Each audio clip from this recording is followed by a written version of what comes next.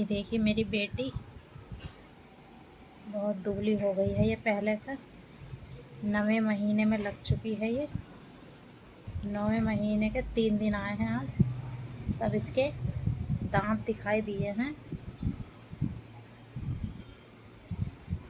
तारीख है आज 2 महीना है, 9वें महीने में लग चुकी है ये। और इसके 2 दांत दिखाई दे रहे हैं। अभी दिखाते हैं हम। बहुत शैतान है ये, दिखाएगी।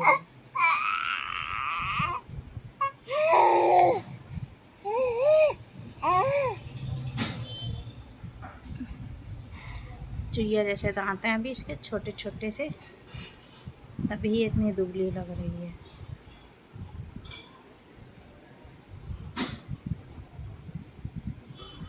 काव्या।